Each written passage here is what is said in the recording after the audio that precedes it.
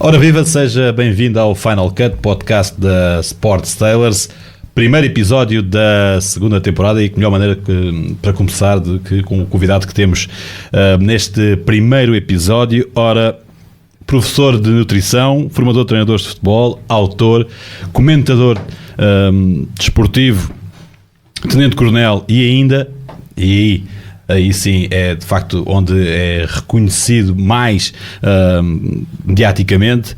Falamos de Pedro Henriques, que está aqui connosco. Muito obrigado. Obrigado. Homem de chat ofícios, se assim se pode dizer. Começo por perguntar quais são então os mais recentes projetos desportivos projetos que têm neste momento em curso.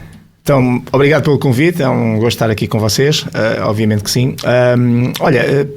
No fundo, todos os projetos que eu tenho estão a meter em volta daquilo que é a parte do desporto, de uma maneira geral, embora depois coisas relativamente diferentes. Tenho a área da comunicação social, neste momento, enfim, a Bola TV, como é conhecido, onde eu fiz os últimos 3-4 anos lá, com esta reestruturação que houve, está aqui numa fase stand-by, sobretudo para quem estava mesmo na parte da televisão, e neste momento faço um ou outro vídeo tipo streaming, enquanto eles, enfim, não tomam uma decisão do que é que vão fazer. E portanto, digamos que a Bola TV, que era um projeto muito giro, onde estava e ia lá com muita frequência, neste momento está assim um bocadinho em stand-by.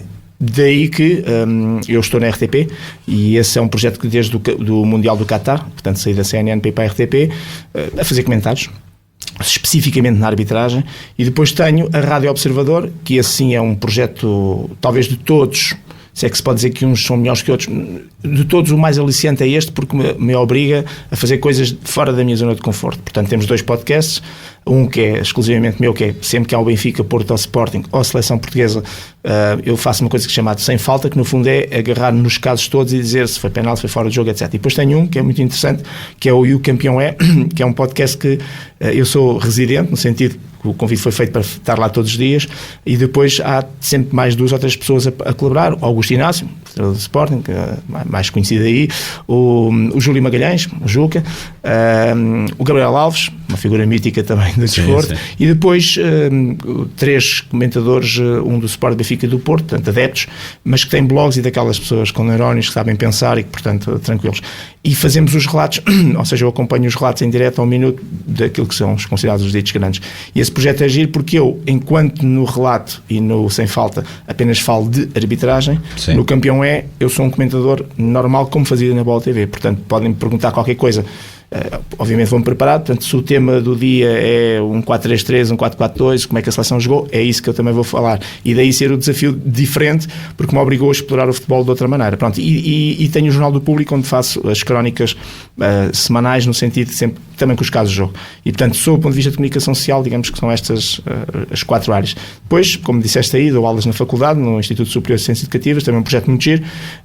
Nós lá formamos os licenciados em Ciências do Desporto, professores de Educação Física, malta que vai também para o ginásio, etc. E também na área dos mestrados do futebol. Portanto, é um ensino superior que está muito virado para a questão do futebol, e temos lá gente, inclusive conhecida, o Nuno Dias, por exemplo, treinador do futsal da Sporting, que é também professor lá, onde também trabalhamos sobretudo, e aí que eu dou a área da nutrição, com rapaziada, os mais jovens que acabaram o 12º ano e que vão fazer a licenciatura, e aqueles que com 30 ou 40 anos de idade, de repente perceberam que têm que fazer a licenciatura, e portanto temos as turmas da noite, que é bastante interessante. Aí, mais sobretudo, a minha parte é o futebol nos mestrados e a nutrição, especificamente para essas licenciaturas, para essa rapaziada. Depois, enfim... Autor? Sim, pronto, aqueles de autor foram os livros que eu faço, ou que eu fiz, sobretudo 2 deles resultam, um da minha tese de mestrado, feito na FMH, e um, ao contrário, enquanto eu acabei o mestrado fiz o livro, ainda não acabei o doutoramento, já fiz um livro. Portanto, é esse o último livro que eu fiz, que é o Árbitro de Bancada, que resulta de alterações das leis, etc. E tem a ver com o doutoramento também que estou a fazer na Faculdade de Motricidade Humana. Depois tem esta vertente também, que é um desafio que lançaram há 4 ou 5 anos e que tem vindo a crescer, que é trabalho para várias empresas que se posicionaram no mercado para fazer um bocadinho de concorrência às associações de futebol, Lisboa, Porto, Braga, etc. Nos cursos de futebol, nível 1, nível 2. A Federação dá o nível 3 e 4, O nível 1 e o 2 dão nas associações. Como as associações não conseguem chegar a toda a gente, isto é, a maior parte das pessoas, quem vive em Torres Vedras, como é que vai fazer um curso pós-laboral à quarta e à sexta, não sei o quê, em Lisboa? Não vai. Então, estas empresas perceberam o mercado, e o mercado que é muito grande, e um Portugal que não tem assim tantos acessos, e basicamente convidaram-me para percorrer o país todo, que é isso que eu faço, para dar os blocos de 4 horas no nível 1 e 10 horas no nível 2, e portanto tenho, algumas é online e outras é presencial, de resto. Então, ontem estive em Gaia a fazer exatamente isso, a dar essa formação, e também é um projeto bastante interessante, pronto, e basicamente é em torno disto. Depois convidam muito para palestras, e efetivamente isso também tem muitas empresas que hoje estão com esta parte de coaching, esta questão da organização, gestão de tempo, que é uma área que eu gosto muito, e lideranças, motivações, tomar decisão. E depois do Covid houve a necessidade, estas empresas, as pessoas sentiram a necessidade de se juntar e enfim, de aprender e de melhorar, etc. E muitas vezes chamam para fazer essas palestras, e basicamente em torno disto já são muitas coisas. Já é muita coisa, e é preciso também arranjar tempo para isso, não é? O adepto português, vamos agora passar aqui já mais ao jogo. O adepto português é informado ou desinformado sobre as leis do jogo? É assim, aqueles que vão para as redes sociais são os desinformados, basicamente. Desinformados e, sobretudo, os agressivos e que querem, basicamente, chamar nomes. Mas, normalmente, percebe-se que, para além da agressividade, são desinformados. Acredito que muitos daqueles que não vão fazer comentários depreciativos são minimamente informados, ou então aceitam ou compreendem pelo menos as explicações que quem, e eu estou a falar até especificamente da arbitragem, prontos, mas podemos falar do futebol em geral, mas até em termos de arbitragem, e esses, eu acredito, pelo menos acreditam que as pessoas que são especialistas e que falam de arbitragem, mesmo possam depois não concordar com a maneira como nós analisamos os lances, pelo menos percebam que está ali alguém que tem X anos de prática, X anos de comentador, que sistematicamente... Eu tenho pessoas que fazem análises críticas em relação à minha pessoa, embora eu não... Já vou explicar essa parte das redes sociais, que resolvi a maneira de não me zangar, nem me preocupar, nem chatear, mas a maior parte das pessoas não tem pelo menos aquele neuróniozinho para pensar assim, epá, essa pessoa, eu nunca li o livro das leis do jogo. Eu nem sei qual é a cor das páginas do livro das leis do jogo. Epá, pelo menos vou dar o benefício da dúvida a outra pessoa. E aquilo que às vezes me incomodava mais não era as pessoas não concordarem, porque estou a dizer que é penalti ou não, porque toda a gente tem a capacidade de ver, meteu lá a mão, sim senhor, empurrou, não empurrou, a intensidade, aquelas coisas. Às vezes é aquelas situações que são de lei, ok? E que as pessoas, mesmo assim, têm qualquer coisa a dizer e a criticar. Neste momento estamos aqui a falar, vou dar um exemplo, ontem nas diversas rádios estavam a fazer o jogo de Portugal, diversos comentadores disseram uma asneira grande, que era, não percebiam porque é que o golo que foi anulado ao Gonçalo Ramos, foi ele que marcou, percebiam que o António Silva estava fora de jogo, até aí depois perceberam, movimentou-se, tudo bem, mas depois não percebiam porque é que o árbitro tinha ido ao VAR. Não fazia sentido, tinha ido ao monitor do VAR, não fazia sentido lá ir, porque o fora de jogo, o VAR dá a indicação e o árbitro assinala. E uma coisa tão básica como, mas o António Silva tocou na bola, não. Então o árbitro tinha que sempre que não era uma coisa, era uma coisa subjetiva. Sim. Não era uma coisa objetiva. Então o protocolo é muito claro quando diz, só dar este exemplo, diz que o VAR nestas circunstâncias, mesmo tendo a certeza que o António Silva está a fazer o jogo, como é de interpretação, tem que ser o árbitro a perceber e a ir lá dizer, concordas que realmente o António Silva, por causa daquele gesto, tem impacto na ação do guarda-redes? Pronto. Uma coisa tão básica como esta. Mesmo assim há pessoas que questionam e acham que, eu mesmo depois de ter lido a lei e a página, mesmo assim há pessoas, pronto, e é nessa perspectiva que eu acho que há muita gente desinformada e que nem sequer quer saber, e põe em causa as pessoas que têm esse conhecimento. Por isso é que eu arranjei duas estratégias. Uma é que é em sítios onde eu me vou expor e que possam as pessoas fazer comentários, espete lá sempre o número da página, a lei, porque as pessoas, pelo menos na sua ignorância, vão perceber que há uma lei, há um número de uma lei que não sabiam. E a outra coisa que eu fiz foi, só tenho uma rede social que é o Instagram, e só quem o siga, nem sequer vai para os pedidos, só quem o siga consegue chegar a mim através de mensagem. Eu preciso de seguir a pessoa para a pessoa mandar a mensagem, e eu só sigo pessoas que conheço. E pronto, resolve aí para estar tranquilo, ao contrário de alguns colegas meus que nem dormem por causa disso. Falaste aí das vezes a lei acaba por ser de interpretação, né? Claro. Do árbitro. É essa também a razão para que haja tanta polémica, porque de facto tem que ser da interpretação, não é? Claro.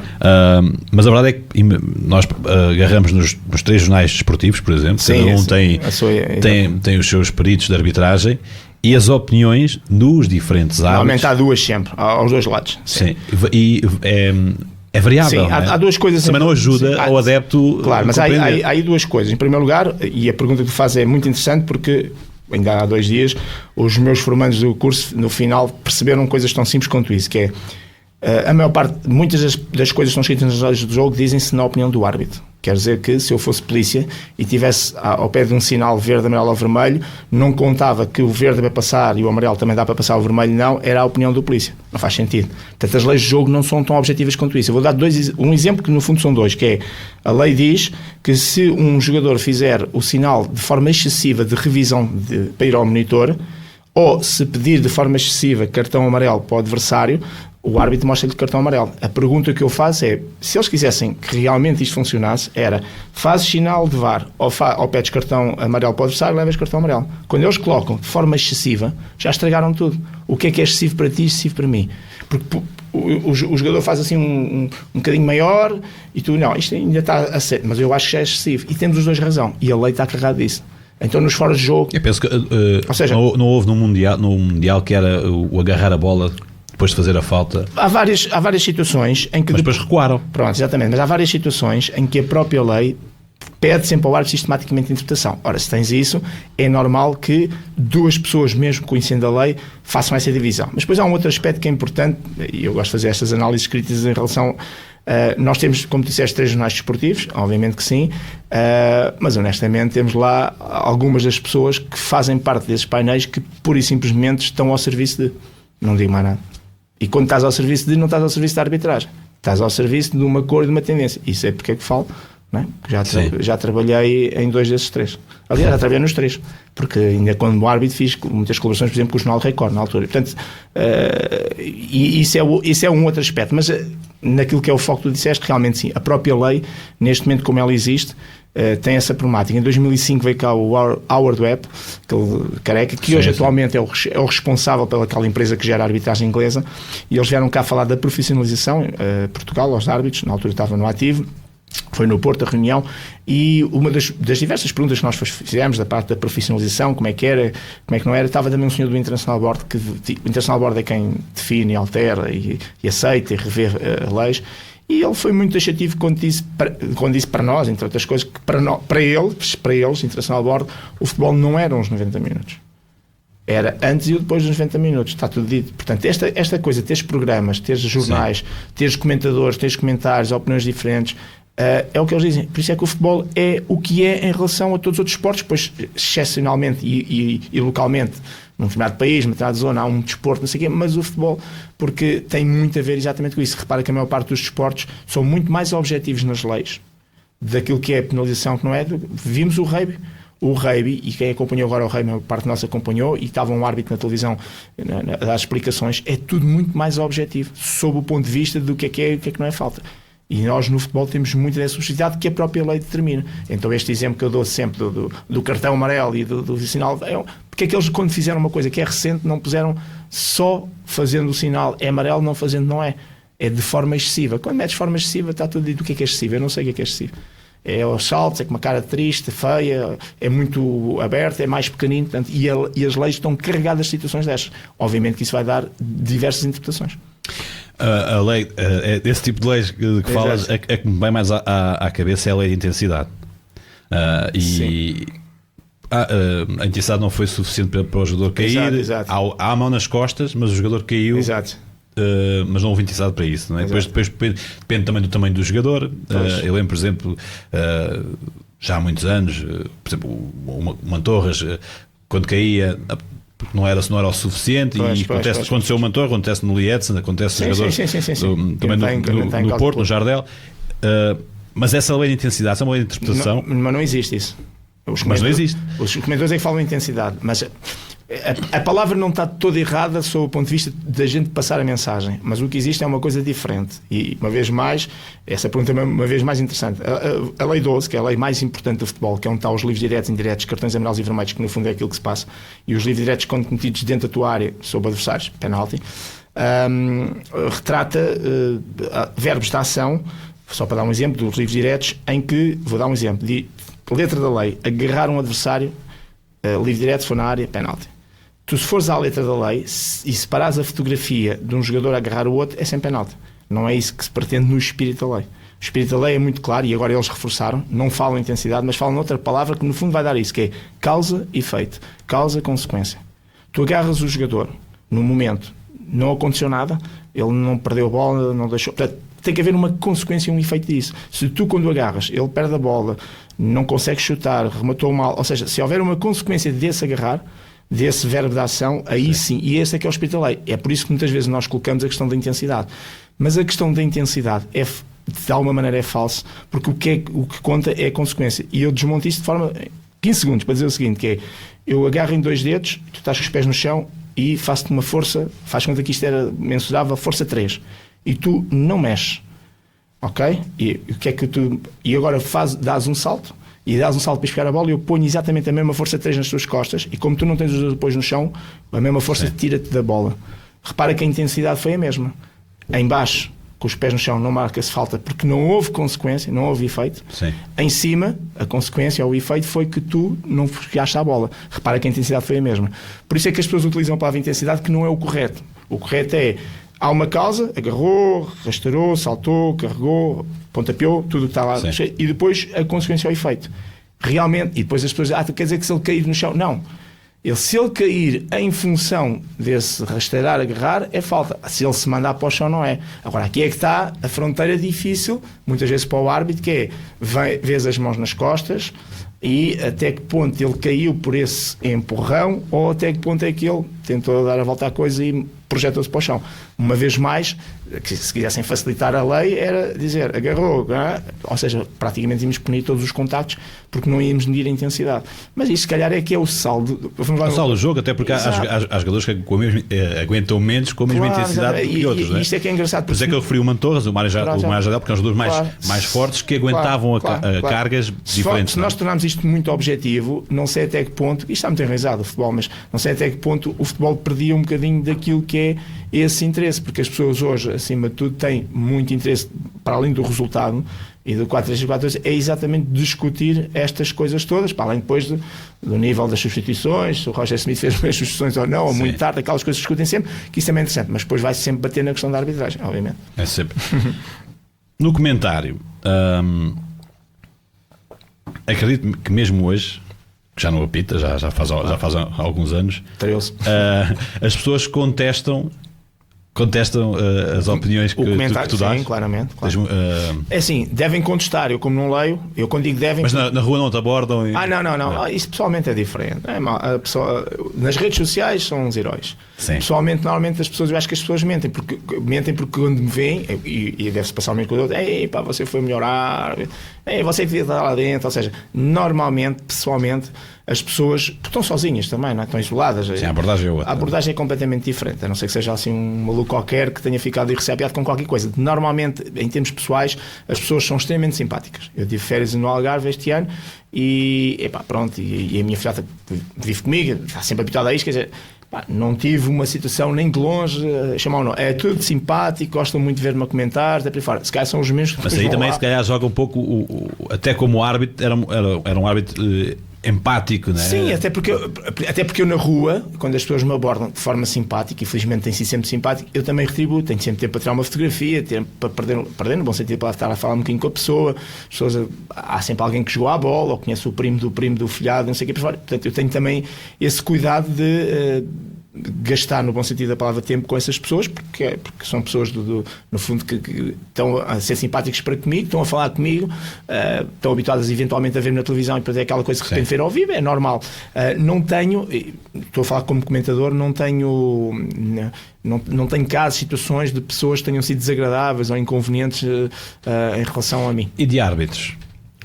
É assim, árbitros que estão no ativo, não é? Que estão no ativo. É assim, os árbitros, aquilo que mudou, no meu ponto de vista, com comentadores como eu, como o Duarte Gomes, como o Jorge Faustino, como o próprio Marco Pina, e há mais, obviamente, é que eu apanhei alguns comentadores árbitros que não se limitavam a fazer aquilo que a gente faz. O que a gente faz é, olha para o lance, acha que é falta ou não é falta, podemos até dar uma nota de 0 a 10 negativa, mas nunca pomos em causa nem a pessoa, nem a honestidade, nem a decisão, nem sequer somos sarcásticos com o que ele fez, ok? Eu vou dar um exemplo. Quando eu era árbitro, havia um colega meu que era o João Capela, a gente conhece, e o André Gralha, que era um árbitro que teve pouco tempo na Primeira, mas teve. São dois nomes que permite a que possam brincar e fazer trocadilhos. Há mais uma gralha, não sei o quê, ou o Capela, o erro, roubo de igreja, aquelas coisas todas. E, infelizmente, as pessoas que fizeram esse tipo de comentários, que fossem pessoas exteriores, até, tudo tranquilo. O problema é que houve ex-árbitros que estavam no papel de comentadores, e um deles ainda continua a ser, e que continuam a usar esse tipo de comentário. Ou seja, agarra no nome, diz, o VAR devia estar a dormir, e a gente não... A geração de comentadores como o Eduardo Gomes não fazemos isso. Temos um enorme respeito pelos árbitros, porque sabemos como é que é e estivemos lá dentro, e quando comentamos tecnicamente, podemos achar que é penalti, podemos achar que até fez uma arbitragem negativa ou menos positiva e dizê-lo, mas dizemos exatamente assim. Não dizemos de forma depreciativa, e sempre que temos a oportunidade, quando esses árbitros acertam, quando falamos dos currículos deles, damos sempre de forma positiva. Ainda agora, quando foi o Artur Soares Dias, eu fartei-me de dar entrevistas não só para os locais onde trabalho, para outros, por causa dos recordes que ele já bateu, o árbitro com mais jogos na Primeira Liga, bateu do Xistra, bateu os clássicos de 24, 23 que eram do Lucílio Batista, e portanto todo aquilo que eu fiz antes foi elogiar, teve nos Jogos Olímpicos, teve no Campeonato da Europa, portanto olhar para o currículo do Artur Soares Dias e elogiá-lo. Depois há um lance no jogo com o qual eu não concordo, e que para mim é um penalti que fica por assinalar no Benfica Sporting, e eu disse... E expliquei a razão e o motivo que é penal, ponto. E dei uma nota, para casa até não foi de 0 a 10, dei 5, porque ele teve bem de uma maneira geral. Aquele lance acaba por não ter impacto, porque eu acho que o penalti foi do Benfica e, portanto, ficou, como o Benfica ganhou 2-1, acaba por não ter impacto em termos de resultado. Mas toda a crítica é feita com lisura. Agora, se os árbitros gostam disto ou não, é assim, daquilo que eu conheço, eu sei que eles não gostam. E de alguma maneira... Principalmente ser julgado, entre aspas, pelos pares, não é? Sim, mas aqui a questão que se coloca é que eu, quando era árbitro, não havia, obviamente, a quantidade de pessoas... Havia muita gente a julgar, mas não eram ex-árbitros, como há hoje. Hoje a panóplia é grande, são mais de 10. E não tinha VAR. E não tinha VAR. Eu, naquela altura, preferia sempre, lembro do Vítor Correia, que já faleceu, eu preferia ser criticado, julgado pelo Vítor Correia, como ex-árbitro conhecedor das regras, do que estar a ser criticado por alguém que não conhece as leis do jogo. Pronto, mas isso... Mas depende do poder de encaixe, né? E da maneira como se vê a crítica, depois depende muito. Eu não estou muito próximo dos árbitros atualmente, dediquei-me a cursos de treinadores e coisas assim, portanto dou muita formação em clubes e tudo mais, e desliguei-me um bocadinho mais da parte da arbitragem, porque também o setor da arbitragem, comigo no papel de comentador, acabam por se desligar. Vou com frequência aos núcleos, ainda... portanto, na quarta em Vila Nova de Gaia, com os treinadores, na terça, estava agora a pensar, estive em Sintra, no núcleo de Sintra, exatamente a formação para árbitros, que estão no ativo, até estava lá um dos árbitros assistentes, esteve no Vitória Sport Clube Porto, portanto, que foi a árbitro assistente do Nuno Almeida, e tranquilamente, muito, muito tranquilo, e também acho que há um penalti que fica por marcar, aliás, esse é claríssimo, aquele do Pepe, não? O Pepe é mesmo agarrado e puxado, mas isto para dizer que... pelo menos nunca me chegou nenhum feedback. Tenho uma noção que eles não convivem muito bem com esta crítica, e nomeadamente o Conselho de Arbitragem atual, esses não convivem nada bem connosco, e porque nós aí eu já sou crítico de forma um bocadinho mais acintuosa, e já fiz algumas críticas concretas e específicas, conheço-os todos muito bem, o Bertino Miranda, o João Ferreira e o Fontelas Gomes, mas quando faço essas críticas mais agressivas, chamamos assim, são críticas mais agressivas da forma como gera, não tem nada a ver com o ser humano, nem com a pessoa, nem com o que eles falam, tem a ver com a gestão que fazem, com as decisões que tomam relativamente à maneira como gerem a arbitragem. Eu vamos nesse caminho. O que é que há por fazer na arbitragem portuguesa? Eu penso que neste momento há sempre muita coisa para fazer, nunca o processo está a acabar. Sim. A ideia que o Conselho de Arbitragem lançou agora recentemente, e que não vai ser já aprovado por razões óbvias, de termos um organismo autónomo a gerir a arbitragem, faz todo o sentido. Chegámos a um ponto que este modelo já não serve, estar inserido na federação, como no meu tempo teve na Liga, já não serve. E o modelo inglês e alemão são os dois melhores exemplos que pode haver daquilo que é uma empresa. Obviamente que essa empresa também é gerida por um ex-árbitro, no caso do Aurodep, que é o que gera, tem que ser sempre, ou seja, o papel do diretor aqui é um papel muito importante, porque tem que ser uma pessoa com uma grande aceitação, e aí tínhamos um problema claramente em Portugal para termos alguém que possa exercer esse cargo, e portanto a ideia de tirar do seio da Federação e da Liga, tirar do seio das próprias associações, tirar do seio daquilo que possa ser no limite uma pressão até feita pelos clubes em relação à Federação, acho que era muito importante, e fazer aqui uma gestão quase profissional de uma prestação de serviço Claro, com regras, não é agarrarem árbitros, contrato e agora despeço, não é bem isso, mas ter aqueles dois modelos como referência, não é? Exatamente, tendo aqueles dois modelos como referência e vai entroncar naquilo que para mim é o ponto de partida que tem que ser, que é a profissionalização a 100% dos árbitros. Eu não consigo conceber os árbitros já se dedicam muito, como no meu tempo se dedicavam, já há aqui alguns árbitros que aceitaram ali um regime de semi-profissionalização, mas isso obviamente com uma série de seguranças, sob o ponto de vista institucional, laboral, que não é alguém... Porque enquanto um jogador tem 18, 19, 20, começa a dar nas vistas e começa a jogar no futebol profissional, os árbitros, quando começam de uma maneira geral a chegar ao topo, têm 35 já têm família. Portanto, aqui a questão profissional, uma coisa é tu mandaste para um projeto com 18 anos, ou 19 ou 20, outra coisa é com 35 ou 40. E depois, se aos 40 a coisa corre mal, és despedido, vens-te embora, e agora? Não é a mesma coisa que um jogador com 19 ou 20 anos. Portanto, há aqui, por isso é que há aí questões, mas eu acho que a questão da profissionalização, um organismo perfeitamente autónomo para fazer a gestão da arbitragem, são, para mim, os dois aspectos mais relevantes e importantes para se dar o passo para o resto.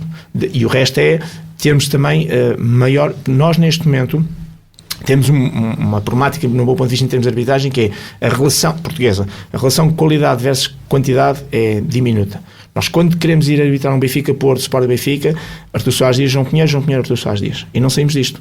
Não é? Depois, de vez em quando, o Nuno Almeida, com a sua experiência, já aparece nesses jogos. De vez em quando, o Luís Godinho. Agora, o António Nobre, que está a dar passos muito seguros. Ainda agora foi fazer o seu primeiro jogo da Liga dos Campeões. Portanto, mas falta, e quando nós olhamos... Eu não gosto nada de falar, não é a questão do meu tempo, mas quando nós olhamos para 20 anos atrás, eu vou dizer 6 ou 7 nomes e que tenho a certeza que 20 anos depois toda a gente sabe que, mesmo que eu estivesse numa praia a falar, porque eu estou a falar de árbitros, Olgar Benquerença, Pedro Proença, Paulo Costa, Paulo Paraty, Lucílio Batista, eu disser estes nomes, as pessoas, e não parava a dizer aqui vários nomes, as pessoas sabem que eu estou a falar de árbitros. Se eu hoje disser que Manuel Nogueira é árbitro internacional, a maior parte do pessoal, porque se eu disser que é árbitro internacional, já sei, se eu disser Manuel Nogueira, ninguém sabe que ele é árbitro, e muito menos internacional. E isto é um problema que não tem nada a ver com Manuel Nogueira, e estou a falar do nome dele, que até aprecio bastante como pessoa e como árbitro. Tem a ver com, quando tu hoje vais fazer um Benfica Sporting, tens um ou dois, não é? Por isso é que eu quase que acerto sempre quem são os que vão, não é? E há 20 anos atrás tu tinhas mais de 10 árbitros internacionais e não internacionais com possibilidades de fazer esse jogo, e faziam-nos. Ou seja, na perspectiva de que perdemos aqui alguma, com esta história também da juventude, dos limites de idade, com a arbitragem cada vez mais nova, mais cedo, esquecemos de um aspecto que é muito importante, é que se me perguntasses qual é a característica mais importante para ser árbitro de futebol, claro, tudo é importante, desde a honestidade, a integridade, a condição física, tudo e fora, a mais importante de todas chama-se experiência. Porque tu hoje vês um Artur Soares Dias a cometer um determinado erro no Benfica Sporting e vês um árbitro mais jovem a cometer o mesmo erro no jogo qualquer, no outro jogo qualquer ninguém o respeita, todos aos gritos com ele, e o Artur Soares Dias, mesmo com o mesmo erro, eu estou a falar a nível dos jogadores dentro de campo, não estou a falar das pessoas, sim, respeitam e aceitam, e o jogo é tranquilo, enquanto o outro aquilo vira logo um tumulto. E é esta experiência que neste momento a arbitragem não tem. E como é que podemos proteger o trabalho do árbitro? E proteger o árbitro, não é? Com comunicação. Há 20, 30 anos atrás, se calhar, algum isolamento do setor podia ser importante, o não comunicares muito, o não falares, não expores. Hoje é exatamente ao contrário. Hoje é perceber que venderes no bom sentido da palavra, a tua imagem, ou a imagem de um determinado produto, é a coisa mais relevante e importante que tu podes ter. Depois o produto tem que ter qualidade, obviamente, não é só vender por bom aspecto. E, neste momento, com o silêncio que sistematicamente o Conselho de Arbitragem faz, não protegem os árbitros, bem pelo contrário, expõem-nos mais àquilo que é crítica. Porque eu tenho essa experiência até da vida militar, estive lá 27 anos, apanhei aquela fase dos quartéis ainda muito fechados, e as pessoas com imagens em relação ao quartel e às pessoas e à tropa, e à medida que os anos foram passando, e depois vieram as senhoras nos anos 90, à medida que se começou a abrir os quartéis e a expor, as pessoas começaram a perceber e a compreender melhor o nosso papel e a nossa missão, a nossa função, porque eu ainda me lembro, apanhar aquele tempo, entrei em 85 para a Academia Militar, que os militares não servem para nada, são os parasitas, por aí fora. E depois, quando as pessoas começaram a ver nos anos 90 o que mudou no mundo, o Kosovo, a Bósnia, depois o Timor, por aí fora, e da importância que os militares e a segurança têm, como aos polícias, e agora as pessoas percebem que se calhar das melhores coisas que nós temos em Portugal é alguma segurança que outros países não conseguem ter. E portanto percebemos que para isso, essa segurança dada pelos militares ou pela polícia, o que é que seja, é importante e relevante. Pronto. E isso só acontece porquê? Porque estes tipos de instituições também se abriram muito mais. ok? Uma coisa que era muito fechada, não se podia criticar, não se podia dizer nada. Agora, não é? A gente até ameaçava a criancinha, se tu não comes a sopa, eu vou chamar a polícia, não é? E hoje desmistificou. E a arbitragem é a mesma coisa. Quando tu guardas os áudios, e agora este ano de mês a mês já dás os áudios, faz sentido. Estás a prejudicar a arbitragem. Faz sentido largar logo os áudios todos numa disponibilizar, não é? Disponibilizar. E depois podem fazer, olha, durante uma semana está aqui os áudios, ok, durante uma semana, até vir o outro jogo a seguir, está aqui os áudios disponibilizados. O que eles depois podiam fazer, de mês a mês, e isso fazia todo o sentido, é dentro daqueles áudios. Balanço. Dentro daqueles áudios, epá, este aqui tem uma explicação técnica, como é aquela que eu estava a dizer, porque é que ele vai ao VAR, agarrar naqueles lances que merecem explicação técnica e fazerem exatamente isso, aproveitando, não. Com todo o respeito, tenho todos os canais, trabalho lá e muito orgulho e prazer ter pertencido à Sport TV. Não, se calhar não era a Sport TV que tinha que fazer isto, se calhar era a própria Canal 11, não é? A própria Federação. Não ter medo de expor dessa maneira, aproveitando o canal que é da Federação, para efetivamente disponibilizar áudios, de colocar essas questões de mês a mês com explicações técnicas e esse tipo de comunicação que se foi perdendo. Quando no meu tempo as pessoas, os jornalistas me telefonavam, dá uma entrevista, posso ir ter consigo. Uma vez vinha do aeroporto num jogo com o João Ferreira da Roménia, coisa assim, e eu recordo-me que o próprio João Ferreira eu não entrevistas nada, não, eu dou, porque e eu tive muitos problemas com os meus colegas por causa disso, porque dizem, sabem porque é que eu dou? Porque se vocês não dão, e só são vistos nos jogos, e nos jogos a probabilidade de vocês errarem, como eu, é maior. Quer dizer que vos vão criticar. Eu, quando estou a dar uma entrevista, não estou a errar.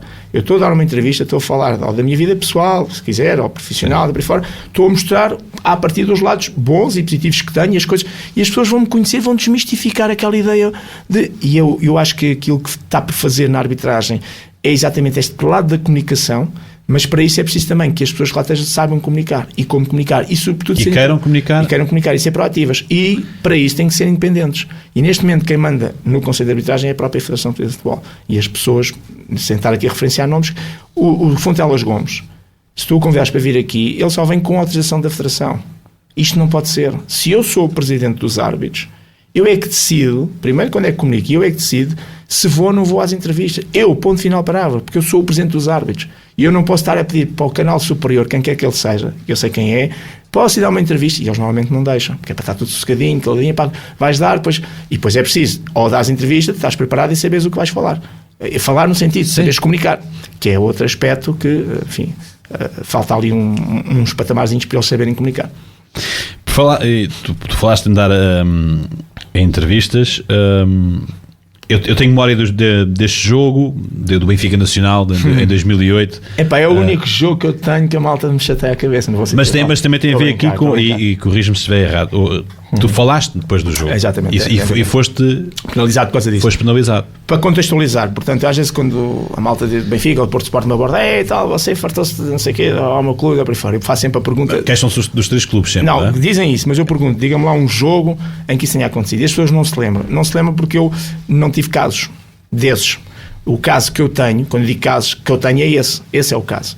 É o caso no sentido que terei ou não terei cometido um erro. Eu abordo já isso rapidamente e daí houve muito empolgamento. Basicamente o que aconteceu é vésperas de Natal, 20 e qualquer coisa de dezembro, o Benfica Nacional, isto é época de 2008, 2009, se não estou em erro. Sim. E basicamente o que acontece é isso, não é? E basicamente o que acontece é que é uma época que o Benfica, enfim, não ganhava muito e o Porto tinha ali uma certa hegemonia, e 0-0 um jogo em casa do Benfica, o Nacional, é oportunidades e 0-0. E portanto no último lance do jogo é uma situação em que a bola a bola vai para a baliza nacional, é retirada. Eu tinha olhado para o relógio, estava à espera que aquela jogada morresse, por assim dizer, para terminar o jogo, estávamos em cima da hora, e quando a bola é chutada e vem para fora da área, o Miguel Vítor saltou com um jogador nacional e na queda a bola bateu-lhe no braço. E pronto, aqui a questão que se colocava, eu considerei falta atacante do Miguel Vítor, porque tocou no bola com o braço. É discutível se realmente foi ele que tocou, se a bola tocou nele, e esse é que é o ponto.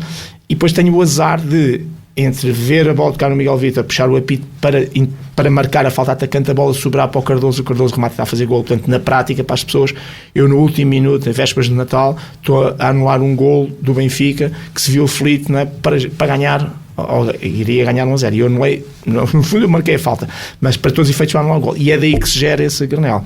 O que acontece desse jogo, e eu sou muito crítico em relação a isso, ao contrário de alguns colegas meus, e eu vivi isso como quarto árbitro, também no Estádio da Luz, em que uma vez vou e há lá um grande E só para contextualizar, estamos numa época onde não há VAR. Não há VAR. Em que eu estou como quarto árbitro e vejo alguém a tratar muito mal o árbitro, agora passando para outro jogo, só para fazer a comparação antes, e eu no final perguntei ao árbitro,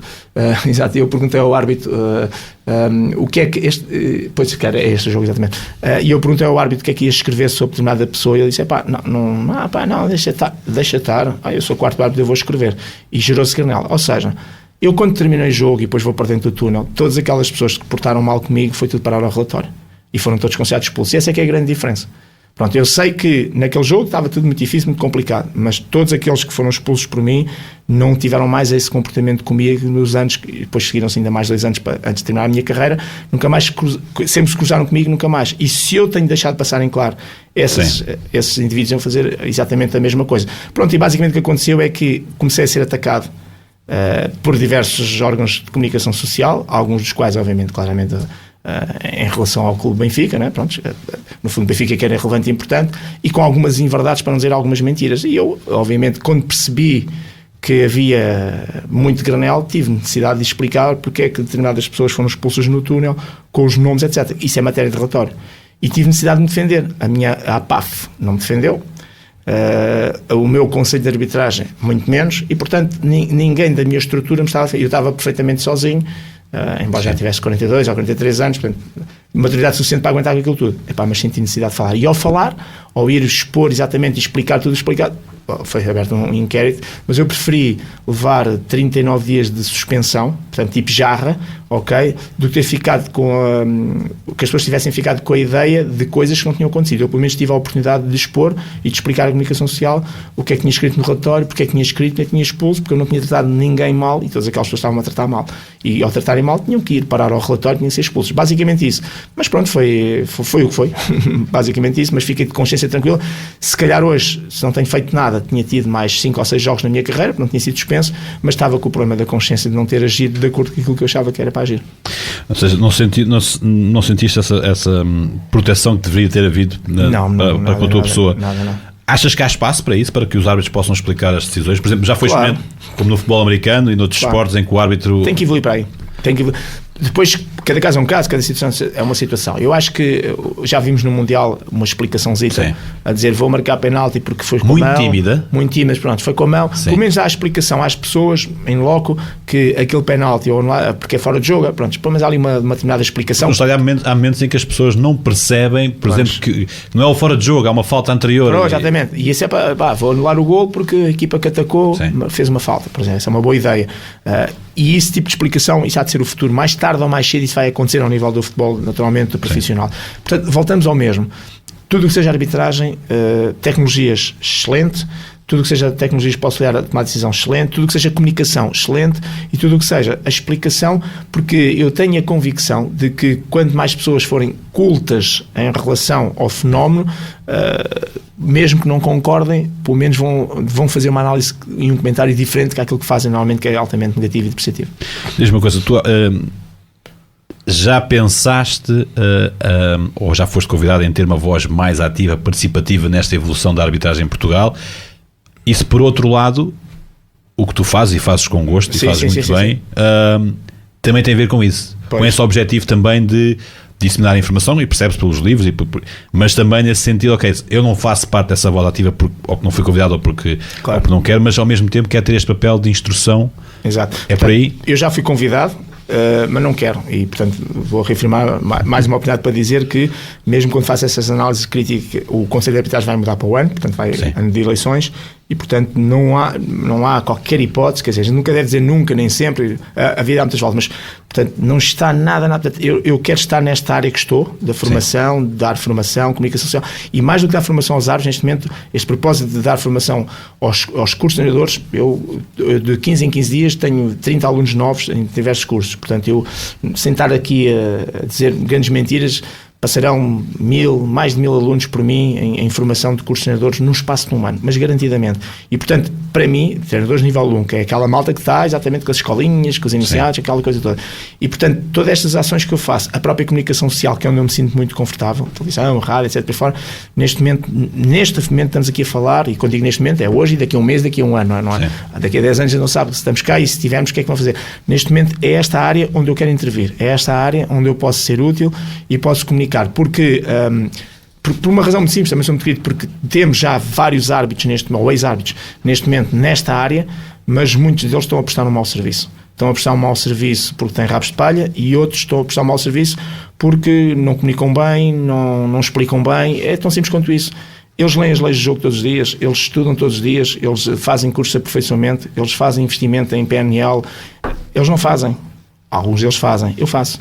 E eu faço e invisto muito. E, portanto, é por fazer. Pode ser um bocado arrogante da minha parte. Eu sinto que, neste momento, este papel que eu posso fazer neste momento na área da comunicação social pode ser extremamente importante, na ajuda também da compreensão do fenómeno. O dirigismo não é algo que não quero. Naquele formato empresarial, não é? Formato de empresa para... Sim, mas... Não que eu fiz naquela mudança, né?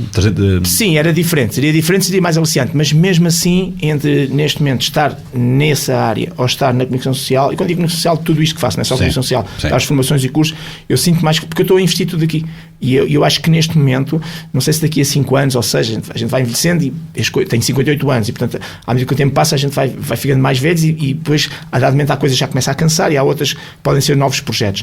Até porque eu acho que neste momento...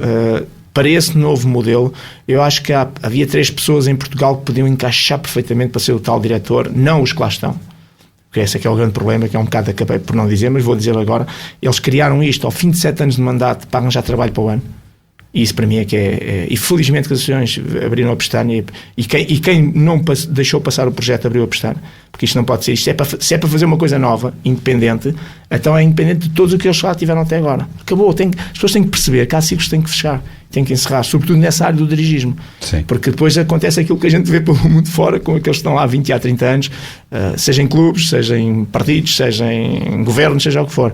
E eu acho que há 3 nomes que neste momento, partindo para uma fase dessas, encaixavam com uma luva aí: Duarte Gomes, Olegário Benquerença, Jorge Sousa.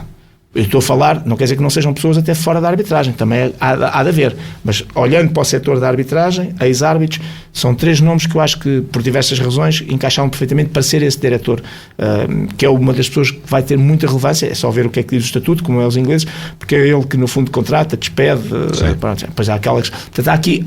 E isso tem que ser uma pessoa de mão cheia, na perspectiva. O problema é que qualquer destes nomes, há de haver sempre alguém que não goste, porque vai buscar... Nenhum é consensual. Nenhum é consensual. Ao contrário, por exemplo, do Ardo Web, que foi muito consensual na Inglaterra. E na Alemanha é consensual porque, obviamente, eles têm uma cultura muito à frente em relação à nossa. Mas tu eras consensual? É possível, não sei, é possível. Era possível. É possível. A ideia que tenho é que, e vamos agora pouco por aí, é que... podem-te apontar o Benfica Nacional, mas vamos apontar o Benfica Nacional, não é? Pois. Não há mais jogos, não é? Não há. E até pela relação dos jogadores, pela maneira como conduzias o jogo, e vamos agora aí, porque há muitas pessoas que não sabem como é que é um dia normal de um árbitro. Começa logo com as reuniões, no tempo já havia as reuniões de jogo matinais, não é? Sim. O que é que tu pedias religiosamente nessa reunião às equipas? Sim, isto é assim, para as pessoas terem uma ideia, se o jogo for às 20 e 21 horas, para ser uma hora fácil, a maior parte dos jogos tem uma reunião técnica às 20 horas, uma hora antes. Sim. Nos jogos de alto risco e nos jogos internacionais é nas 10 horas da manhã desse dia. Pronto, há aqui uma diferença, mas de qualquer maneira, nessas reuniões, para além de se ver essas reuniões reúnem a equipa de arbitragem, os 4 só, porque os outros estão em vídeo-arbitragem, no contexto atual. Sim. Imaginemos que foi este fim de semana, Benfica Sport, pronto. Mas agora nesse exemplo, 2 delegados do Benfica, 2 delegados do Sport, depois está o diretor de campo, diretor de segurança, depois está o chefe da polícia, dos bombeiros, da publicidade estática, o responsável pelos miúdos lá dos apanhadores. Portanto, tudo o que é responsáveis da organização estão nessa reunião. A equipa de arbitragem faz a reunião de forma relativamente rápida, para depois seguir os seus términos, depois ficam lá eles a tratar de parte das organizações. Basicamente também se recebem as bolas do jogo, para o quarto árbitro verificar aquilo tudo, equipamentos, cores de equipamentos, para confirmar essas coisinhas todas, depois ali uns aspectos de segurança, se houver necessidade da equipa, a polícia normalmente diz, olha, se houver um problema, vá para o meio do terreno, ou venha ter com não sei o quê. Portanto, há ali uma série de marchés. E depois o árbitro faz sempre ali um apelo qualquer no bom sentido da palavra, em relação ao jogo, no sentido do fair play, desejar boa sorte, além da... E depois, não há um critério único, no sentido que tem que ser obrigatório dizer isto. Há alguns árbitros que gostam de referenciar sempre 2 ou 3 aspectos mais técnicos, mais importantes. Cuidado, imaginemos que não foi o caso, mas naquela época em que a questão dos cotovelos, etc., muita malta a dar cotovelados, e quando isso estava ainda quentinha, atenção à utilização dos cotovelos, que eu vou ser rigoroso nisto ou naquilo. Portanto, às vezes vai-se apelar a 2 ou 3 alterações que tenham havido, que sejam recentes, não sei o quê, para relembrar aos delegados, na perspectiva que os delegados levem essa informação aos seus capitães e obviamente aos clubes. No meu tempo, hoje estamos em 2023, eu acabei em 2010, o que acontecia era que algumas das considerantes que eu fazia, para além de já boa sorte e fair play, etc., era um bocadinho nessa perspectiva de agarrarem 2 ou 3 coisas que na altura, na ocasião, eram relevantes, importantes, tinham mudado. Eu apanhei aquela altura que já não se podia usar joias mesmo tapadas com adesivo, e era mesmo proibido, mas mesmo assim ainda havia jogadores que levavam. Portanto, nessa altura fazia sempre sentido de referenciar isso, atenção, esse tipo de aspectos. Muitas vezes eu apelava muito era a questão do fair play e da boa relação que eu tenho e tinha com os jogadores, e que os jogadores estão... Eu às vezes falava depois muito mais, era com os capitães já no terreno de jogo, na perspectiva de que não há problema falarem comigo, venham falar comigo, dentro do razoável, da rapidez do jogo, venham falar comigo, mais do que estar só a bracejar, vamos falar, porque eu permitia-se falar. Não tenho a certeza se os árbitros hoje em dia fazem tanto isso, não fazem, pronto, os tempos também mudam, agora temos vídeo ao árbitro, é mais complicado, mas eu era muito o apelo, sobretudo nessa questão do fair play e da boa relação com o jogo e com os jogadores, e que acabava por ter, tanto que, e esse para mim é que eu acho que é daí eu compreendi quando diz isso, porque eu nestes 13 anos, uma grande parte dos programas que fiz foi com ex-jogadores, não é? Sim. E quando tu acabas um programa e depois a malta ainda vai jantar juntos ou fazer qualquer coisa juntos ou marcam um almoço, é sinal que não estamos só no patamar profissional daquele programa. Quer dizer que o que está em passado entre nós foi coisas boas e positivas de respeito, porque senão tu não ias jantar neles, te convidavam, tu não ias com eles. E portanto isso aconteceu-me sistematicamente em todos os programas que fiz, ter uma boa relação com pessoas que eu já tinha arbitrado e que eles já tinham jogado na altura que eu arbitrei, e o programa foi uma extensão, e muitas vezes fora dali nós acabámos por conviver e ter uma boa relação, e eu acho que isso diz muito também daquilo que no fundo era a minha postura em relação ao jogo, que depois se refletia no deixar jogar, não mostrar para muitos cartões, privilegiar contacto e ter uma boa relação. Às vezes, no outro dia estive numa coisa que é o Joga, eu sou embaixador do Joga pelas Crianças, que é uma coisa que nós, umas ações com jogos que a gente faz. Temos agora na Madeira, e todo o dinheiro que a gente angaria com os jogadores, com aquela malta do Chacal, aquela malta das novelas e tudo mais, é tudo para Cruz Vermelha, crianças com problemas oncológicos, etc. E estávamos lá, é uma inconfidência que não tem mal nenhum, estava lá o João Pereira, que era um jogador, enfim, como a gente sabe, um bocadinho pelo na venta, lá para fora, e eu dei um cartão vermelho e amarelo a um dos filhos dele, que ele estava lá com os miúdos, e há tantas, a esposa dizia, se calhar o João já levaste um cartão desse aí para fora. E eu, curiosamente, comecei a falar, é curioso que o João Pereira teve vários cartões, vários jogadores, eu disse, por acaso não, eu acho que nem nunca te mostrei um cartão amarelo. Ele também dá, não, por vermelho não te mostrei de certeza amarelo. Portanto, isto também demonstra um bocadinho esta questão de que, claro que ele depois citou logo, não, quem mostrava era, não vou aqui falar, não, tal, pronto, lá está. Que eles não esquecem. Que eles não esquecem. E se calhar isso, se fosse essas pessoas a fazer esses programas com ele, se calhar a relação não seria essa. Não seria mesmo. Era fácil, no final do jogo, recordares tudo o que aconteceu nos 20 minutos para escrever o relatório? O que é que vai nesse Não, o relatório é fácil. Sim, o relatório basicamente... Mas, por exemplo, naquele jogo nesse PQ nacional... Sim, foi tudo feito logo na altura. Mas isto é assim, o relatório reflete, para além das substituições, coisas básicas. Os cartões amarelos ou vermelhos. O que nós fazemos é no papel, no nosso cartão, eu por acaso não escrevi no cartão, num papelinho à parte, mas junto do cartão é pôr qualquer coisa como 27, que é o tempo de jogo, faz de conta, e depois punha 3, o número da camisola do jogador, e depois punha um códigozinho tipo CAD, complemento desportivo, empurrou, uma coisa assim qualquer. E eu tinha, quando acaba o jogo, aquilo está tudo presente. Tu, quando acaba o jogo, tens esses lances, está tudo presente, e tu rapidamente vais a fazer o relatório, e se tiveres alguma dúvida, tens ainda por cima depois os assistentes, quarto árbitro, podem ajudar, ali, pronto, e fazemos logo o relatório. E o relatório reflete basicamente isso, quem marcou os golos, ou seja, reflete essas situações. Não é um relatório muito elaborado sob o ponto de vista por nós sim, em relação aos amarelos, em relação aos vermelhos. Imaginemos que mandaram petardos não sei de onde, aí tens que referenciar juntamente com os delegados, ao minuto não sei o quê, lançaram petardos, que está muito na moda, né? Infelizmente, e os fumos, isto e aquilo, ou o jogo teve interrompido, ou porque teve a ser arranjadas redes, ou se partiu uma banderola, ou uma torre de iluminação. Claro que tens de escrever, e isso é muito importante, porque o relatório do árbitro acaba por ser da peça mais importante que existe, para depois, eventualmente, tudo o que possa surgir daí, de castigos, penalizações, o que é que seja, é fundamental.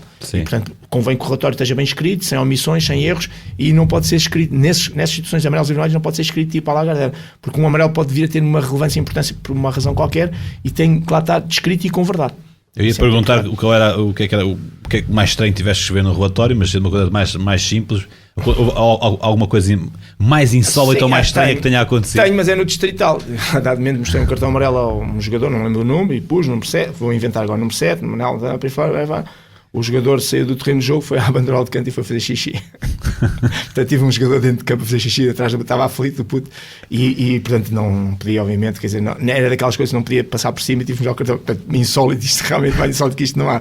Mas não tive assim situações, tive algumas situações de parar o jogo, porque havia agressões, e a GNR entrou por ali dentro e sempre fora para parar, e tive que refletir essas situações, mas não tive assim casos. Tive uma outra situação de distrital com o cão que entra dentro do terreno de jogo, que é normal, mas no futebol profissional eu já apanhei aquela fase de 2000, 2001 até 2010, em que a liga já está estruturada, organizada, com um grau de profissionalismo já bastante grande, e portanto a própria organização do jogo, não é? Quando nós ouvimos falar tal, do túnel, disto e aquilo, eu já não apanho essas fases. Não quer dizer que não tenha havido pontualmente situações, mas eu já apanho aqui com delegados da liga, com as câmaras lá de filmar, portanto já apanho uma fase diferente, com os jogos todos na televisão. Primeira Liga, a Liga 2 estava lá os primeiros passos com jogos às 11 da manhã, não sei o que por fora. Portanto já apanhei uma fase de organização que nada tem a ver. Mas deves ter histórias engraçadas, ou não? Desse tempo distrital? Não, é assim, eu tenho histórias engraçadas de coisas que me aconteceram, não tanto às vezes em relação ao jogo, mas em episódios às vezes de ir para o jogo ou de regressar do jogo. Isso tenho muitas. Mas alguma assim em particular que costumes contar? Tenho várias, mas há aqui duas que são engraçadas. Uma, curiosamente, foi em 2005, foi no verão, em férias, em que a Fundação Luís Figo, portanto, eu estava numa fase muito positiva da minha carreira, tinha acabado de fazer o jogo decisivo do campeonato, que era o Boa Vista Benfica, que deu o título ao Benfica em 2005, portanto 2004-2005. O jogo correu muito bem, ainda por cima era um jogo, foi uma semana depois daquele Benfica Sporting, por causa do gol do Luizão e tal, e havia ali muito empolgamento, muita crítica em relação aos atos de arbitragem, e o Boa Vista Benfica passou a ser o jogo do ano, porque era o Benfica ser campeão, precisava de fazer um ponto lá. Curiosamente depois o Porto também precisava de ganhar, e o Porto depois empatou em casa com a Académica e também acabou por entregar, mas o Benfica acabou por empatar no Bessa, e esse jogo era muito relevante e muito importante mesmo para a arbitragem que corresse bem. Correu bem, felizmente. Nesse ano ganhei um prémio lá que a Liga atribuiu, que foram até os capitães de equipa que fizeram pela primeira vez escolha do melhor árbitro do ano, aquelas coisas todas. Eu ganhei esse prémio, portanto estava numa fase talvez das melhores em termos de carreira. Resumindo e brilhante, eu sou convidado nas férias, estava no Algarve, pela Fundação Luís Figo para ir fazer o Jogo das Estrelas. Portanto, que era na altura o Luís Figo contra o Ronaldo, o fenómeno. Portanto, e o Cristiano Ronaldo também teve, mas o Cristiano Ronaldo em 2005 ainda não era o Cristiano Ronaldo que é hoje, né? Já tinha ido para o Manchester United, naquele célebre jogo, que eu curiosamente tive a quarto árbitro, o Manchester United Sport, o Duarte Gomes a apitar e eu a quarto árbitro, nesse jogo que ele fez ali o corredor todo. Sim, o Luís Filipe foi o último cuidado da primeira temporada. É nesse jogo que ele marcou o gol, exatamente. Mas isto, eu vou fazer esse jogo. E esse jogo que eu vou fazer das estrelas, com figuras do mundo de estrangeiros e portugueses, uma coisa brutal. O Eriksen foi convidado, o treinador Eriksen foi convidado para vir cá, uma série de entidades, e muito bem organizado, muito bem, e com dinheiros também que depois reverteram para a Fundação Luís Figo, uma grande organização, uma quinta qualquer daquelas de golfe, tudo à maneira. Quando nós vamos para o estádio do Algarve, nós não íamos, a equipa de arbitragem, como todos os outros, havia uma frota de carros, portanto, de uma determinada marca, que estava a patrocinar aquilo tudo, topo de gama e com condutores.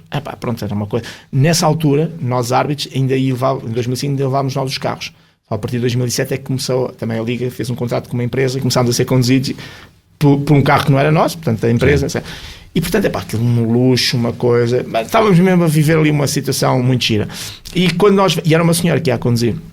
E como é óbvio, nós íamos dentro do carro, brutal, grandalhão, um bocado em silêncio, porque quando a gente vai entre nós era uma coisa, a senhora a conduzir, eu ainda por cima ia à frente com ela, íamos ali um bocado, aquela coisa do gelo quebrado, para fora. Eu tinha um árbitro assistente, Gabinho Evaristo, uma figura espetacular, típico português, assim baixinho, tal, muito giro, muito cómico, muito engraçado, boa pessoa, que de repente toca o telefone dele.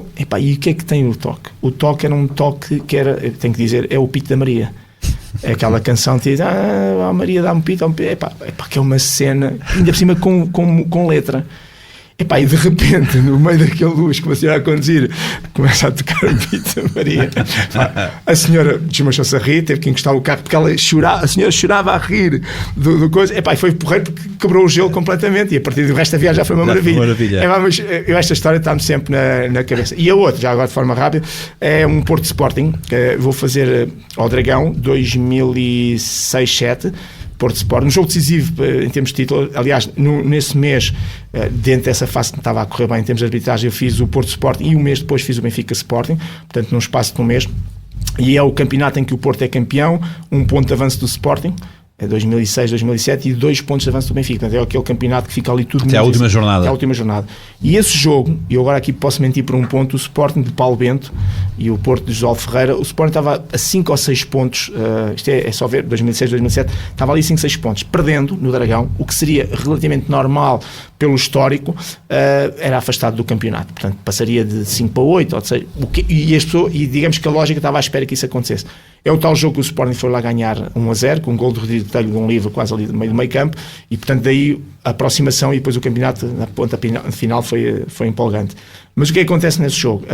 Eu quando vou para o estádio, ainda a conduzir o meu carro, portanto éramos 4 dentro do carro, e atrás de nós vem uma carrinha da Faculdade de Universidade Humana que estava a fazer um estudo com a autorização da Liga, e estava a fazer um estudo ao qual eu me associei, porque a maior parte dos árbitros, ninguém queria fazer aquilo, que era basicamente o quê? E não era fácil, que era levar um microfone e verbalizar todas as minhas tomadas de decisão. Uma coisa é no Distrital, outra coisa é num Benfica Sporting ou Porto Sporting, tu tens a capacidade, estás a apitar e dizer assim, falta porque empurrou na perna ou restaurou. Qual era o objetivo? Era eles depois fazerem uma comparação entre se havia falta ou não, e se houvesse, se eu estava mesmo a verificar se a falta tinha sido com o braço ou tinha sido com a mão, e chegámos à conclusão que uma em cada 5 faltas eu acertava na falta, mas errava no sítio. Ou seja, tinha a percepção da falta, mas quando dizia que empurrava, muitas vezes era no joelho, outra coisa qualquer. Bem, resumindo e concluindo, essa carrinha da Faculdade vinha atrás de nós. Vinha a polícia, vinhamos os 2 carros, mas não vinha mais polícia atrás. Quando nós entramos no estádio de Dragão, é normal que a segurança a polícia passou o nosso, bloqueou o carro, o outro não conhecia, enquanto eles vão dar as credenciais, eles tinham que vir mesmo connosco, até por causa dos materiais e tudo. E eu parei o carro, apercebendo daquilo, já dentro das garagens, por assim dizer, e ia sair para lá ir. E um dos meus árbitros assistentes, o José Lima, era um indivíduo de 1,90 m e tal, que é do corpo de intervenção, portanto, na altura, ele estava no corpo de intervenção da polícia, portanto, um físico, um grandalhão, disse ao Pedro, está tranquilo que eu vou lá, falo, de primeira polícia, vou lá já falar, sempre fora. E ele saiu. E eu fiquei com a sensação que ele tinha, portanto, aquela questão de sair da porta, estava fechada, e ele foi. Quando ele vem e está a abrir a porta, eu fiquei com a ideia que ele já estava a fechar a porta. E, portanto, para mim, olhar aquele stress, avancei com o carro. E ao avançar, sinto assim, pum, pum, qualquer coisa estranha. Tinha acabado de passar com uma roda por cima do pé do meu árbitro assistente. Ele inchou e tal, um bocadinho de gelo, ele fez o jogo e correu bem, foi um jogo que correu muito bem. É um jogo, hoje em dia, um Porto Sporting com um cartão amarelo, eu mostrei um cartão amarelo a 15 minutos do fim, Nani, ou se não foi o Nani, acho que foi o Nani ou João Moutinho, já não me recordo bem, um cartão amarelo, portanto foi um jogo que correu muito bem. Ficou pior o auxiliar. O auxiliar, o assistente ficou pior do que qual foi o jogo? Já estamos aqui, não sei como é que o Pedro está de tempo. Posso catar até à noite. Qual foi o jogo mais marcante? É assim, é difícil responder essa questão. Estamos a falar de profissional. Sim, há os jogos que é o topo, claro, o Benfica Sporting, mas é que acaba por ser aí, clássicos. Acaba por ser aí. O meu primeiro Benfica Sporting, para já apitar uma final da Taça de Portugal. mesmo que o estádio não tenha condições e de segurança, aquelas coisas todas, não, só vivendo, não é só ir ao estádio, porque ir ao estádio é aquele corredor enorme que leva exatamente, e o dia em si, a festa da taça, aquela coisa das pessoas, a gente chegar e as pessoas estão mesmo a fazer piqueniques e portanto há ali uma coisa que é diferente, mesmo o estádio não sendo, que não é em termos de segurança obviamente, mas depois eles até montam uma série de bancadas, porque há ali toda uma coisa que é diferente, e realmente a final da Taça de Portugal não é o jogo em si, é tudo, toda a envolvência, é um daqueles jogos que marca e ficou para o resto. Depois, naturalmente, embora tenha feito Porto Sporting, o meu primeiro Benfica Sporting, eu nasci em Lisboa, Alfacinha puro, grande parte da minha família é de Lisboa, com exceção daquilo que era o meu pai. E, portanto, a maior parte das pessoas da minha família ou são do Benfica ou eram do Sporting, porque quando eu nasci nos anos 60, nasci em 65, o Porto só a partir dos anos 80 é que passou a ser um clube de dimensão, já era de dimensão, mas claramente dimensão nacional, ao ponto de ter adeptos em qualquer parte do país, como também Benfica Sporting. Quando eu nasço numa geração que as pessoas de Lisboa ou são do Benfica ou são do Sporting. E, portanto, aquela coisa do Benfica Sporting, do derby, era uma coisa que estava, não é? E eu, pelo mão do meu pai, fui ver jogos de futebol, etc. Portanto, havia muito essa questão. E, de repente, quando chegas a 2005, 2006, faço o meu primeiro Benfica Sporting, de repente é aquela coisa que é, ok, quer dizer, isto, eu agora estou cá, ainda por cima estavam 60 mil ou 61 mil, porque o estádio estava ao barrote, e esse jogo acaba por ser também marcante, correu bem, felizmente o jogo, acaba por ser marcante porque correu bem também, pelo ambiente, por ser um primeiro Benfica Sporting. Eu acho que esse com a Taça de Portugal são dois jogos marcantes por isso. Agora, saindo deste contexto e indo para um jogo que te marca muito e que acabou por marcar muito a minha carreira, e um dos meus livros, acho que é o terceiro livro, está lá esses recortes, é o Vitória Sport Clube, Vitória de Guimarães com o Futebol Clube do Porto, quartos ou oitavos de final, já não me recordo, da Taça de Portugal. O jogo é em Felgueiras, é 2002-2003.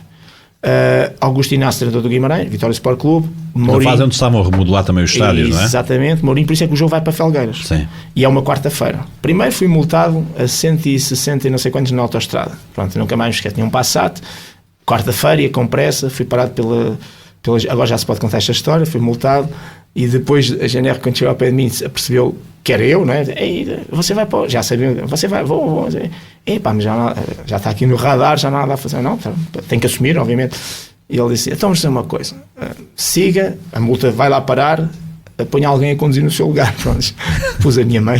Portanto, a minha mãe foi multada em 2005, em 2003, perdão, a 160 e tal a hora. Mas esse jogo marca muito porque isto é uma meio da semana, em Felgueiras, que era um campo que não tinha todas as condições, e no sábado anterior o Benfica tinha ido lá jogar também com o Vitória Sport Clube.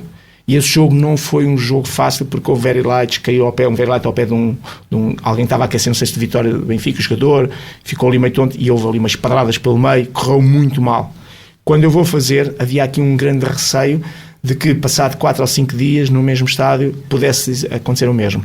Pinta Costa, presidente do Futebol Clube do Porto, Pimenta Machado, presidente do Vitória Sport Clube, e esse é o jogo que, não me perguntes porquê, quando eu vou fazer o aquecimento, o habitual, todos os insultos, fora, o jogo começa, o Vitória começou a ganhar 1-0, depois o Porto fez 1-1 e 2-1, acabou por ganhar, passar, e esse jogo acontece que, não me perguntes porquê, quando eu subo ao intervalo, o que é normal ser assobiado, o estádio começa, e isso está documentado, só estou a contar, isto está documentado, inclusive no meu livro, está lá os recortes dos próprios jornais, que fizeram vários recortes sobre isso, e então a malta começa-me a bater palmas, e achei aquilo muito, muito estranho. E quando eu passava nos bancos, tanto o Inácio como o próprio José Mourinho, Pedro, é isso mesmo, deixa-os cair, eles próprios estavam-me a incentivar ao tipo de jogo. O jogo correu muito bem, no final, o que é que acontece? E porque é que, para além de toda a positividade, é que o José Mourinho, quando vai à conferência de imprensa, diz que houve duas equipas, duas excelentes e uma equipa muito boa. A equipa muito boa foi o Vitória, e as excelentes foi o Porto e a arbitragem. E a partir daí, essa semana foi uma semana maluca, porque o próprio Jornal da Bola tinha o Barbie Cabelo, que está lá no meu livro, não é? Sou eu deitado no psicólogo, não é?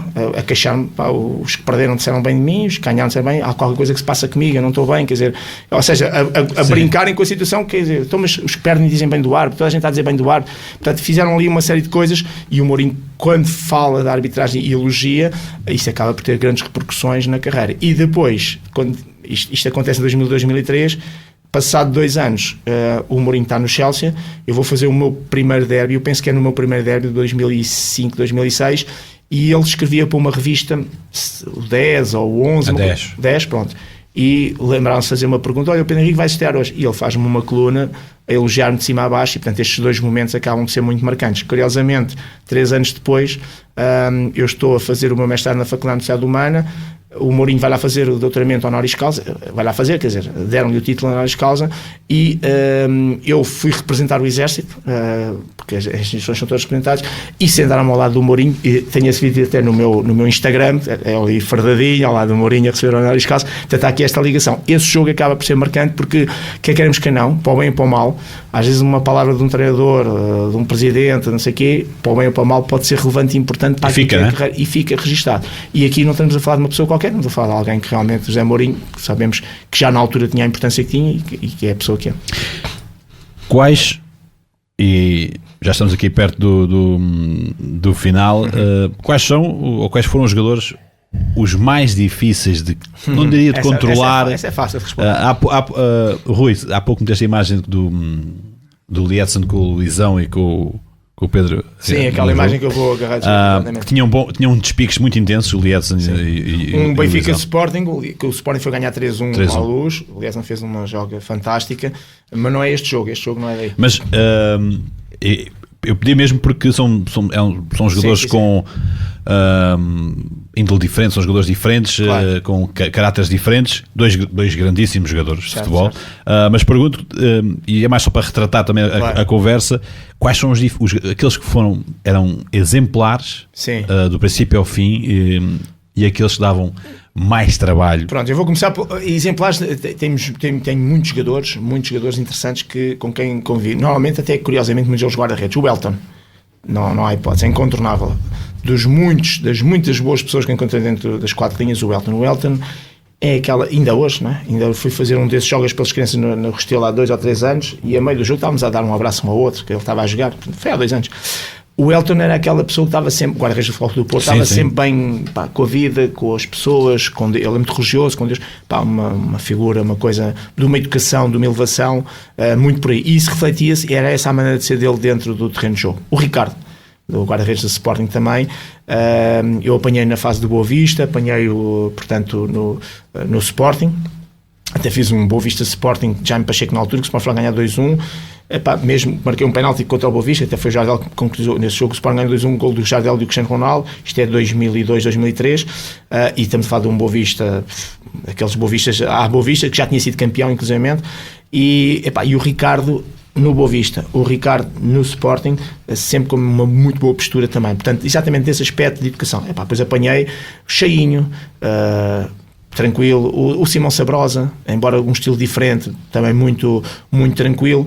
Portanto, apanhei, por exemplo, um jogador com quem sempre tive uma grande relação, e gosto muito dele como pessoa, claro que entretanto cada um fez a sua vida, não tenho contato com ele, o Petit, uma coisa extraordinária. Treinadores, tenho muitos que repeti aqui, o Peseiro, uma pessoa impecável, o Daoud Fakirá, mas esse, pronto, é aquela questão, nós somos amigos pessoais, treinamos no mesmo ginásio e tudo, e daí também haver essa boa relação.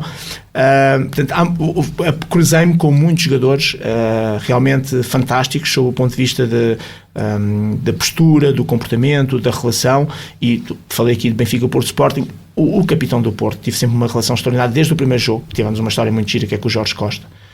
Porque o Jorge Costa, portanto, basicamente eu tinha dado uma entrevista, era o meu 3º jogo, eu fiz o Salgueiros Porto e o Jorge Costa tinha visto uma entrevista minha em que eu disse que tratava os jogadores todos por um jogador. Eu não marquei uma das 1000 faltas que normalmente não marcava, e o Jorge Costa, é o juiz, não, preferia o senhor jogador, e ele, quando aproveitou a oportunidade de eu estar a chamá-lo senhor jogador, para dizer, e ele disse, ele tratou-me por juiz não, Pedro não, senhor árbitro, porque eu vejo as suas entrevistas. Eu aproveitei logo para dar uma bacalhauzada em pleno jogo, estás-me a agarrar, eu estou-te a agarrar, no bom sentido da palavra, e ficámos ali com uma relação bastante boa, e o Jorge Costa sempre de muito respeito, muita consideração.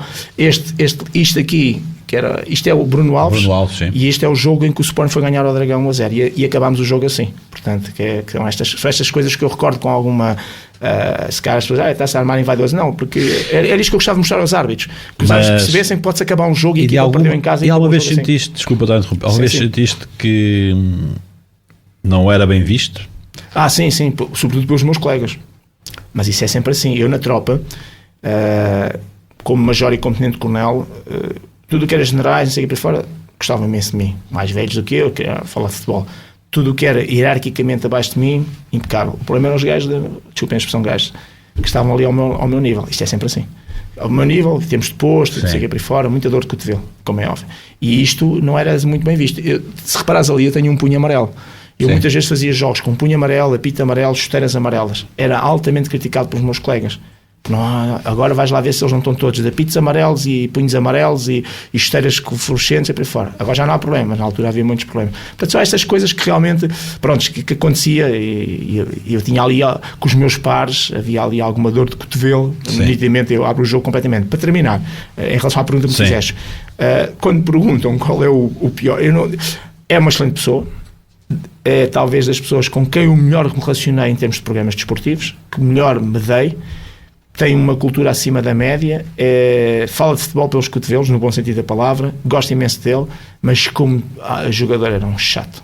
Pedro Barbosa. Quando me perguntam quem foi o pior dos piores, Pedro Barbosa. No entanto, não dizia uma palavrão, não dizia uma asneira, não era mal educado. Era sarcástico, que é aquilo que os árbitros não gostam. E eu tenho uma história também engraçada, que é daí que vem, e posso contá-lo publicamente, porque já assumimos isto publicamente, que é, eu fiz, para mal dos pecados dos sportinguistas, em 2002, 3 e 3, 4, se não é assim, é muito parecido. Passos de Ferreira, não sei se é esta a ordem, Rio Ave 4, Sporting 0, e no ano a seguir Passos de Ferreira 4, Sporting 0. Ou é assim ou é o contrário. E num desses jogos que eu fiz no Rio Ave, em que o Sporting já está a ganhar, o Rio Ave está a ganhar 3-0 ao Sporting, perto do fim, com o jogo interrompido, uma lesão, o Pedro Barbosa, que é mais alto que eu, cerca de 10 centímetros, vem ter comigo de forma muito educada, com as mãos atrás das costas, e diz, olha para baixo, e diz ao senhor árbitro, peço imensa desculpa por estar a incomodá-lo neste momento do jogo, mas um jogador quando é agarrado, puxado e cai no chão, isso é falta. Tu não vais-me puxar amarelo. Ele está a ser sarcástico, não está a ser mal educado, e o Pedro Barbosa era muito isto. Ele punha-se para o Rui Jorge, defesa esquerda, Sporting, com o árbitro lá no meio, não se passou comigo, passou-se com um colega. Oh Rui, foi o vento, né? Tu caíste por causa do vento, não foi mais nada. Pronto, ou seja, estás a ver? E isto para um árbitro, o árbitro prefere às vezes que um jogador exploda, ou que o jogador e depois a seguir já não se passa nada, e já aconteceu. Um exemplo tipo, o Argel quando jogou no Benfica era assim. É pá, logo a seguir estava a pedir mil desculpas, o juiz, não sei o que, já passou e tal. Ou seja, às vezes preferimos alguém assim, dentro dos limites, obviamente, do que alguém como o Pedro Barbosa que era sarcástico. Ou seja, e ele próprio, mesmo a cumprimentar, era muito distante. Um jogo psicológico. Jogo muito distante, sempre aí fora. Curiosamente, depois começámos a trabalhámos e não foi a última vez que estivemos juntos foi no Mais Futebol, ainda na TVI 24, antes de ser CNN. Epá, e uma relação espetacular e curiosamente ele há um mês, também até postei isso no vídeo, ele há um mês no canal na Sport TV a falar com a Cláudia Lopes lá no programa que eles têm, que o futebol é o momento, ele falou de mim, exatamente, tínhamos o Pedro quando fazia, não sei a pedagogia, portanto, o que significa que ficou sobretudo a boa relação no pós, quando nós depois nos cruzámos várias vezes, começámos a trabalhar logo em 2010 ou 2011 também na TVI, e ficou, mas como jogador era muito chatinho por causa disto, do sarcasmo. Olha, estamos quase a terminar e agora já estamos com mesmo ali, já nos descontos, já, a placa já subiu.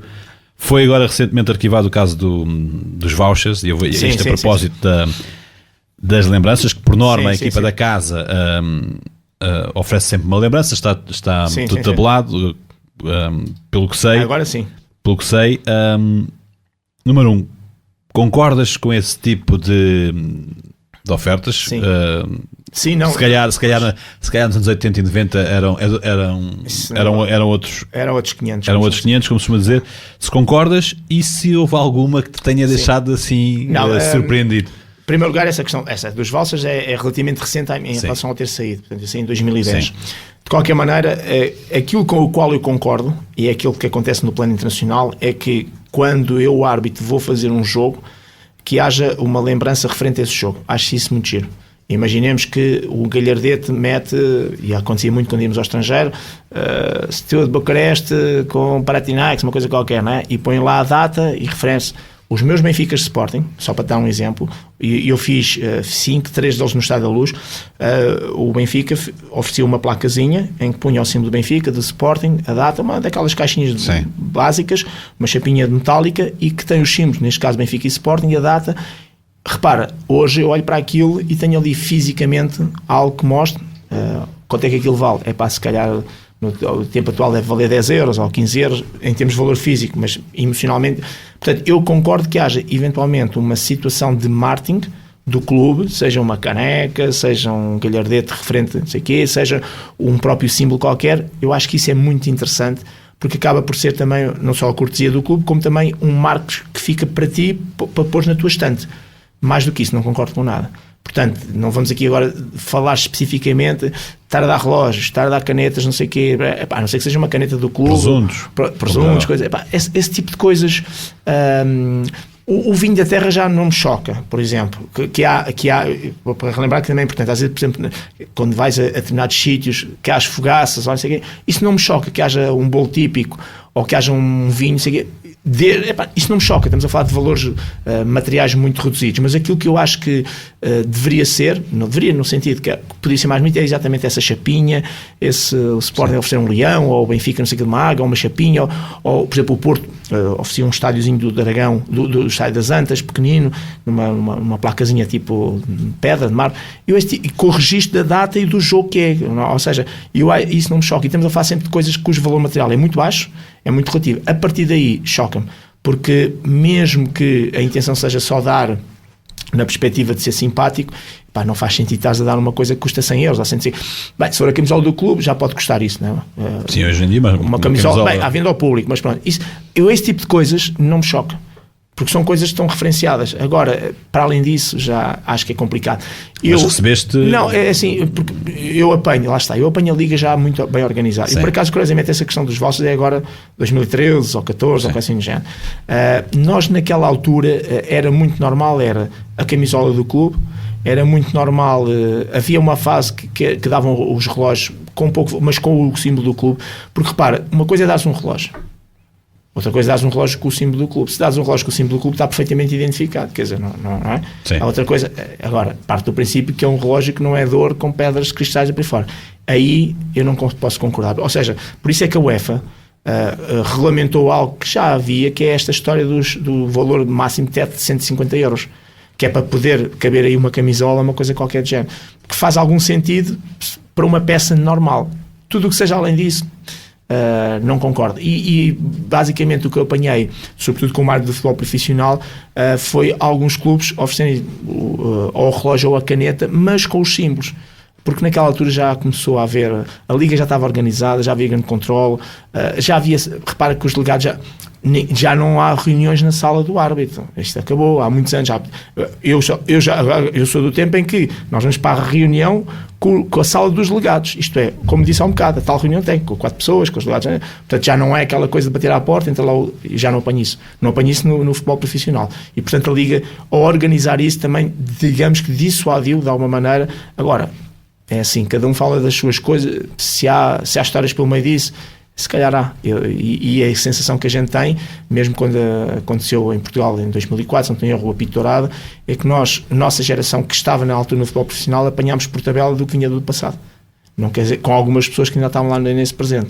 Ou seja, aquilo devia ter acontecido era se calhar 10 ou 15 anos antes e não naquela altura que aconteceu. Quando aconteceu já acontece numa fase em que se calhar toda aquela geração é uma geração diferente. E é diferente na maneira como arbitra e diferente na postura que tem, que é a minha geração, do Eduardo Gomes, João Ferreira, do Pedro Proença, já apanhamos aqui uma geração de pessoas diferentes na maneira de, já estamos focados no jogo, em prestar bom serviço, em sermos bons árbitros, em arbitrar bem, em ter um day after, que as pessoas às vezes esquecem que eu depois também tinha o dia a seguir, tinha que buscar a minha filha ao infantário, portanto já estamos numa geração num patamar diferente, que treinávamos todos os dias, que trabalhávamos todos os dias para a arbitragem, entramos num patamar diferente. Agora, infelizmente, há muitas histórias, algumas provadas, outras não provadas, em que nem toda a gente pensa assim. Mas isso, ainda hoje, ainda vemos agora as apostas dos jogos e dos jogadores. Sim, com os jogadores, não é? Há de haver sempre alguém que na arbitragem, no treinador, no jogador, acho que o caminho mais direto entre 2 pontos não é a reta e gosta de fazer curvas. Há de haver sempre. E nós vemos isso sistematicamente. Sim. Quando nós temos um gabinete dos ministros lá com 75 mil euros, percebemos que aquilo não pode ser normal. Quer dizer, continua infelizmente a acontecer. Isso acontece. E o futebol é só o reflexo da sociedade. Portanto, a pessoa quando é árbitro ou quando vai para... já tem 18 anos, ou 19, ou 20, ou 21, ou já bebeu o chazinho todo ou não bebeu. E se não bebeu o chazinho é normal que se calhar ainda tenha esses desvios e esses comportamentos. Ora, a conversa está muito boa, havia muito mais ainda agora íamos para aqui ver mais uma hora de certeza absoluta. Pedro, muito obrigado por teres vindo aqui ao Final Cut. Muito obrigado também a si por ter estado aqui a assistir, sensivelmente 1h20. Espero que tenha gostado, como eu gostei, desta conversa com o Pedro Henriques. Fica aqui, então fechamos aqui este primeiro episódio da segunda temporada, com a promessa de que voltaremos com mais grandes convidados. Até à próxima.